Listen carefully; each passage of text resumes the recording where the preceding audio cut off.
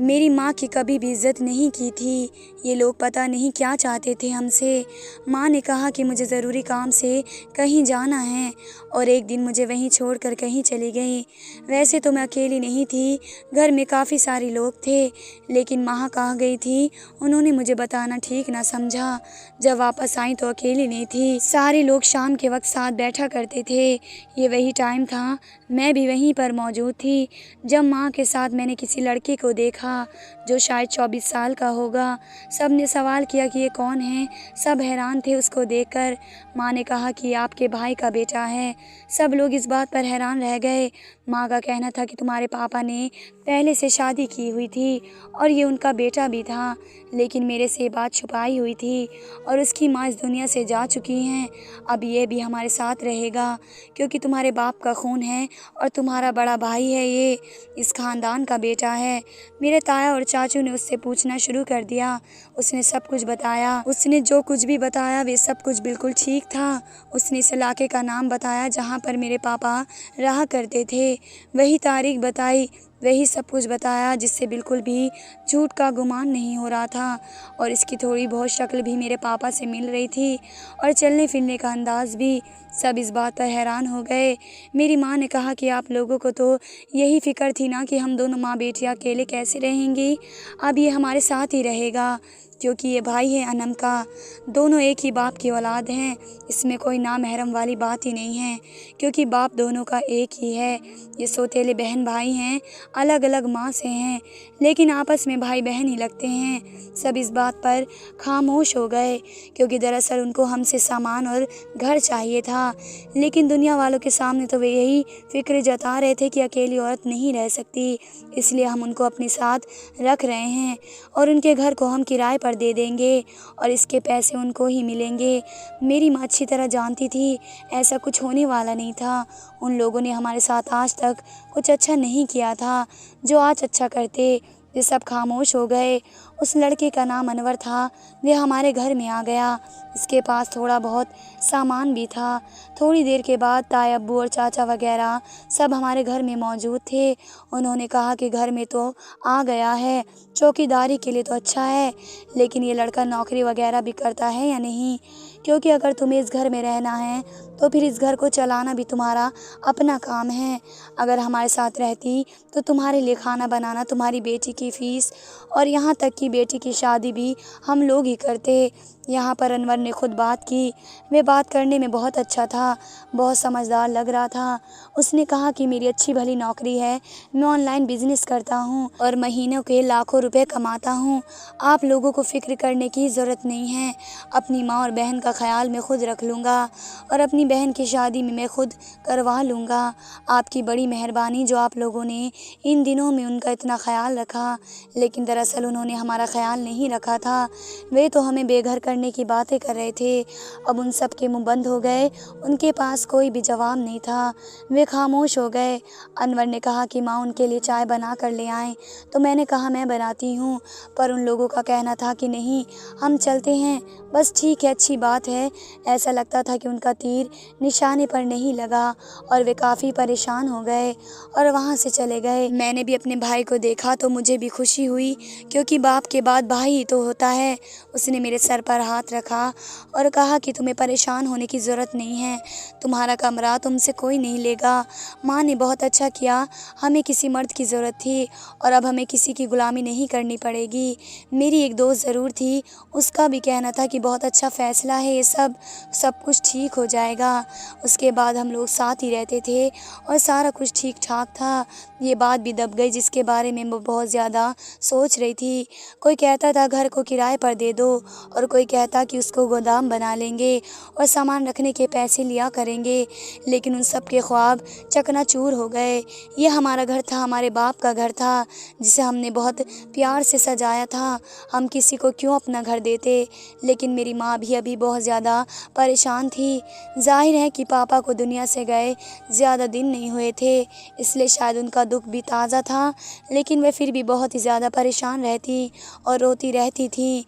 मैंने उनको कहा कि ज़्यादा परेशान होने की ज़रूरत नहीं है, जिसने जाना था वे चला गया, अभी मैं हूँ आपके लिए।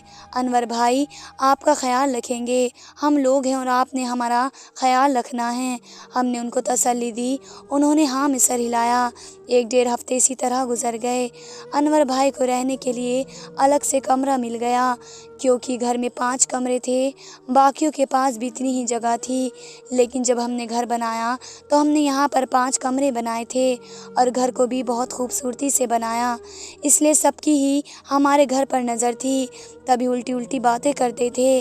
लेकिन एक दिन एक मंज़र देखकर मैं हैरान रह गई।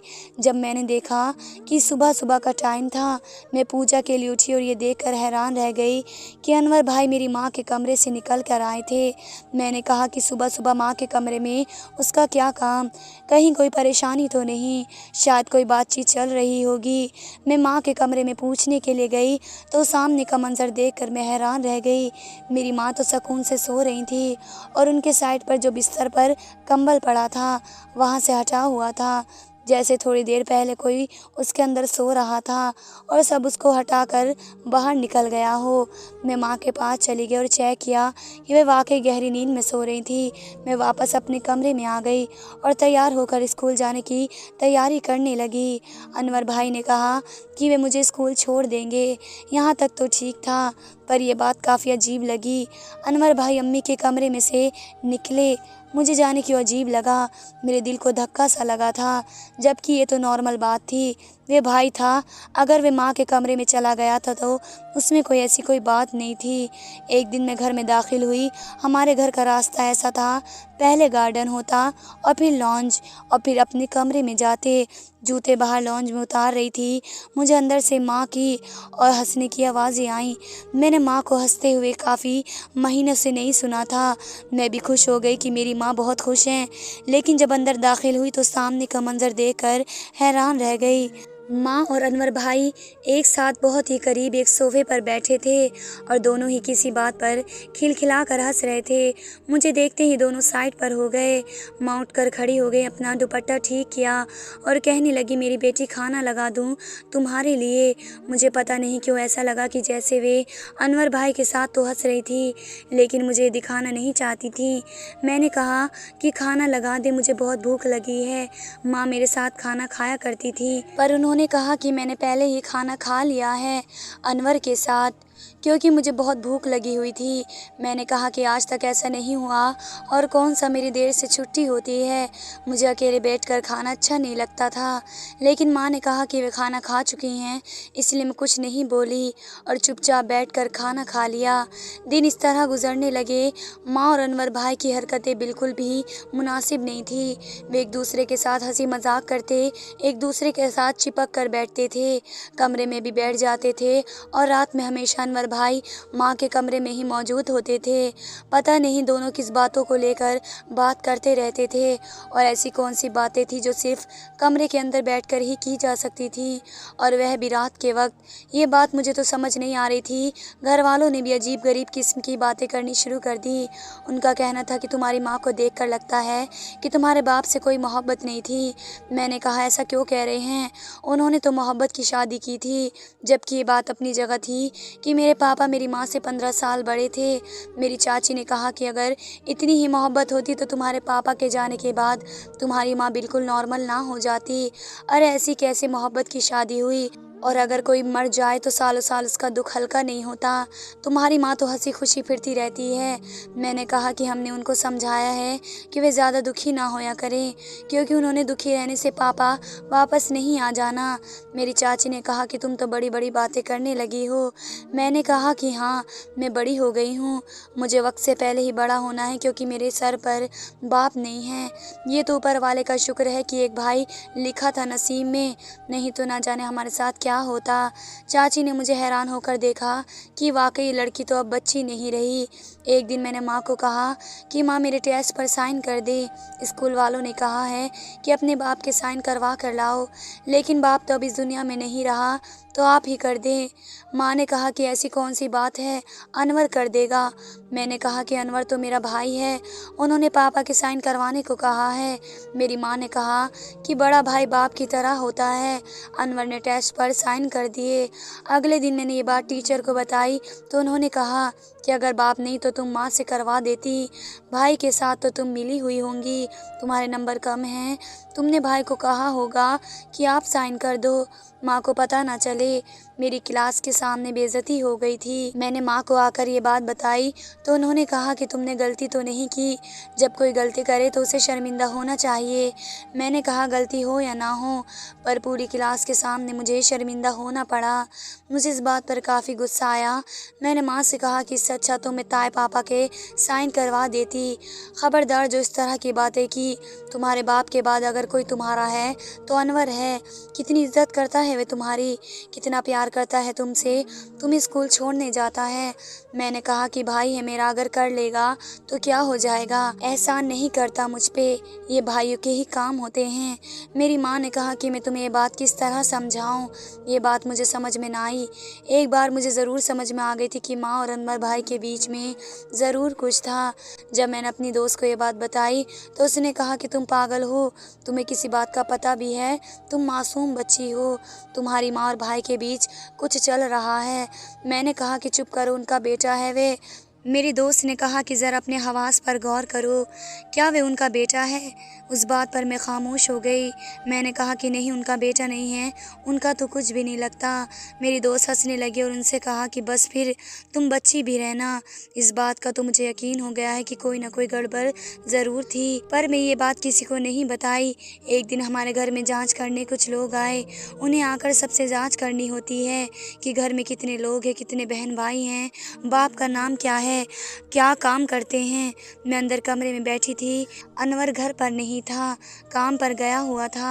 माँ उनको सब कुछ बता रही थी और ये सुनकर मैं हैरान रह गई। जब उन्होंने पूछा कि बाप का नाम क्या है तो माँ ने अनवर का नाम लिखवा दिया। मैं हैरान हुई और मैंने कहा कि आप कहती हैं कि बड़ा भाई बाप की जगह होता है, ये बात तो ठीक है, लेकिन आपने पति की जगह भाई का नाम क्यों लिखवाया। माँ ने कहा कि अगर नहीं लिखवाती तो लोग तुम्हें यतीम समझते और यहाँ यतीमों के साथ अच्छा सलूक नहीं होता। मुझे इस बात में कोई वज़न नहीं लगा। साफ जाहिर था कि मेरी माँ मुझे बच्ची समझकर बहला रही थी। मैंने कहा कि अजीब बात है, वैसे आपने वहाँ पर झूठ लिखवा दिया, अगर आप सच लिखवा देती तो ज़्यादा बेहतर होता, कल को मालूमात ख़बर भी हो सकती है। हमारी टीचर कह रही थी कि जब तुम लोगों का मैट्रिक में दाखिला होगा तो वहाँ सब कुछ बताना पड़ता है, अगर तुम ख़राब हो जाओ तो सारी ज़िंदगी के लिए मसले बन जाते हैं। मेरी माँ ने कहा कि तब की बात तब देखी जाएगी। काफ़ी दिन गुजर गए और मेरी माँ ने मेरे लिए एक रिश्ता तलाश कर लिया। माँ का कहना था कि हमारे साथ काफ़ी बुरे मामलात हैं, ज़रा सा हमारे साथ कुछ बुरा होता तो लोग हमें लूटने के लिए आ जाते हैं, इसलिए मैं चाहती हूँ कि तेरी शादी वक्त से कर दी जाए। मैं तेरी अभी शादी नहीं करूँगी, अभी सिर्फ मंगनी करूँगी, जब तू 16 साल की हो जाएगी तब शादी करूँगी। मैंने कहा कि आप मुझसे बड़े आदमी से मेरी शादी करवाएंगी, तो माँ ने कहा कि नहीं, वे तुमसे बड़ा नहीं है, 20 साल का है, 4 साल के फ़र्क से कुछ नहीं होता, जब तुम 16 साल की होगी तो वे 20 साल का होगा। वे लोग हमारे घर आए और उन्होंने पूछा कि लड़की का बाप कौन है, तो अनवर वहाँ पर हंसता हुआ बैठ गया और माँ ने कहा कि ये लड़की का बाप है, और इसी तरह बातें होने लगी। आज मुझे इस बात पर गुस्सा आ गया क्योंकि मुझे मेरे पापा की बहुत याद आ रही थी। अगर मेरे पापा इस दुनिया में होते तो आज इस बात पर कितना खुश होते कि उनकी बेटी का रिश्ता पक्का हो गया है। मैंने कहा कि आपने क्यों कहा कि वे मेरा बाप है, वे मेरा बाप नहीं है, वे आपके कमरे में ज़रूर होता है पर इसका मतलब ये नहीं कि वे मेरा बाप है। इस बात पर मेरी माँ ने मुझे थप्पड़ मार दिया कि वे मेरे कमरे में नहीं होता। ये किसने कह दिया तुझसे? कहाँ देख लिया तूने? पागल तो नहीं हो गई? और अगर किसी के सामने ये बात की तो तेरी ज़बान खींच लूँगी।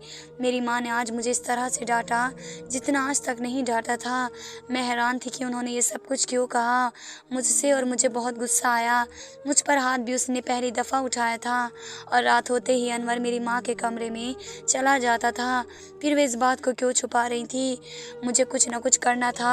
मेरे दिमाग में ये बात आ गई कि मैं अपनी माँ की सच्चाई सबके सामने ला कर रहूँगी, क्योंकि मुझे पता चल गया था कि कुछ गड़बड़ है। उस घर में ज़रूर कुछ ऐसा हो रहा था जो नहीं होना चाहिए था, और अब मुझे चीज़ों की समझ आ रही थी। मेरी दोस्त को भी मैंने ये सब कुछ बताया। उसने भी यही कहा कि कोई ना कोई गड़बड़ ज़रूर है। तुम्हारे घर में बड़े हैं, तुम उनसे बात करो। तुम्हारी माँ सबको बेवकूफ़ बना रही हैं। लेकिन वे मेरी माँ थी, क्या मुझे उनका साथ नहीं देना चाहिए था? मुझे कुछ समझ नहीं आ रहा था।